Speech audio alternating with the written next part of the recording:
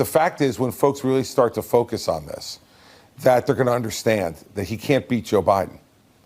He is going to be sitting in a courtroom for all of March and most of April on criminal charges. His lying about the election being stolen. Many disagree with that assessment. Well, I don't know how you can. You stand peacefully and patriotically is how you can. That's what he said that day. Let me tell you something. That's not what he did. That's what he said. No, well, it's not what he did. But he then told them to march up to the Capitol. He knew that there were people in that peacefully audience and with patriotically, weapons. though, look, right? No. That's not all he said. He saw them become violent, and he sat by and did nothing for 3 hours. Oh, that's gonna hurt! While Fox offers rare moments of pushback regarding their fearless cult leader. First of all, I won in 2020 by a lot, okay? Let's get that straight. I won in 2020. You know that this, and if you look at all of the tapes, if you look at everything that you want to look at, you take a look at Truth to Vote, where they have people stuffing the ballot boxes on tapes, or let's go to recent. Well, wait a minute. Let's go to recent. Picking up the baton in the race for blind subscription to authoritarianism is Newsmax, who'll go to lengths such as cutting away from guests who dare say anything bad about the quad-dieted former commander-in-chief, to just plain yelling. I can tell you this didn't happen under President Trump. And I know there's a lot of people on the left that want to try to blame President Trump. He wanted out of Afghanistan real bad. With due respect, Grant, I mean, like, veterans, being one, right, and our friends are over there. Right. We followed this closely for multiple administrations, and we know the Trump's administration's efforts here were fairly weak. That they were trying to limit the number of people that would get out, and so there was coordination problems. Joe, I'm gonna cut you. I'm already weak. I'm already low on time, Joe. Cut him off, please. Cut him off now. Cut him off now. You're not going to blame this on President Trump on my show. But when they invited on current GOP candidate and one of the only candidates who actually is willing to refute Trump, Christie, they had no choice but to hear a dose of truth that undoubtedly stung the ears. The fact is, when folks really start to focus on this, that they're going to understand that he can't beat Joe Biden. He is going to be sitting in a courtroom for all of March and most of April on criminal charges.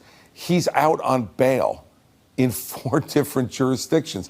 I mean, think about that. As a former prosecutor, that we have the front runner for our nomination out on bail in 4 different jurisdictions. And let's face it, whether you agree with the charges or you don't, they are a reality we now have to deal with. And let's look at the conduct. His conduct on January 6th was reprehensible. His lying about the election being stolen. Many disagree with that assessment. Well, I don't know how you can. You stand peacefully and patriotically is how you can. That's what he said that day. Let me tell you something. That's not what he did. That's what he said. No, well, it's not what he did. But he then told them to march up to the Capitol. He knew that there were people in that peacefully audience and patriotically, though. Right? No. That's not all he said. Right. You can focus on those 3 words. That's a quote. You're paraphrasing. I'm paraphrasing as well. But there are arguments on both sides, right? Well, no, there's not arguments on both sides, because when you incite people, as he did that day, and you see what the result is, he had another chance. He had another chance when he saw, even if he didn't intend for them to be violent, he saw them become violent, and he sat by and did nothing for 3 hours, watched it on television from the White House, and did nothing to get people to stop it. In my view, that's beneath the conduct of someone who's been honored to have the presidency. Okay. And now, as we know, this is not the first time that former Governor Chris Christie has blasted Trump. I mean, he's hardly minced his words, has he? Shocking, but it shouldn't be, because this is the guy who, in my home state, sent his 3 casinos bankrupt 3 times. Now let me ask you a question. Who can't make money with a casino? I mean, how damn stupid do you have to be to not be able to make money in a casino? They always win. He was asked yesterday if Donald Trump is responsible for January 6th. And he said no. Donald Trump invited all those people to Washington on January 6th. In fact, tweeted out and told them, come to Washington, it's going to be wild. That was the invite. It's going to be wild. But when you put this side by side with another GOP candidate, Vivek Ramaswamy, who was asked to elaborate on past criticisms of the former president that he himself made, MSNBC host MeidasTouch could not get a straight answer. I mean, the guy couldn't even say Trump's name. He's bent over backwards to avoid saying anything remotely disparaging about him. You say he behaved in downright abhorrent behavior that makes him a danger to democracy. What was it that was downright? Tell me what he did that was downright abhorrent. Let's actually be really fair to your audience. So on January 10th, 2021, thereabouts, days after that incident, I wrote an op-ed in the Wall Street Journal arguing that censorship was the real cause of what happened on January 6th. When asked in response, somebody asked me the question, are you... That's what I wrote. I'm giving you the facts of what I said. That's a hard fact. That was published in the Wall Street Journal. When pressed on, was that condoning what Trump did? My answer was no. There's a difference between a bad judgment and a crime. And we you're need avoiding to my be question. able to tell the difference in this country. What did Donald Trump do, no, I'm not avoiding in your question. view, that was downright abhorrent? Second time I think that the thing that I would have done differently if I were in his shoes That's not what I asked, is Vivek, I would with have respect. declared re-election on That's January not what I asked, with 7th. I'll ask it a third That's exactly the thing I would have done. What did Trump do that was egregious, quote, downright abhorrent, and a danger to democracy? Can you just explain to our viewers? Your words.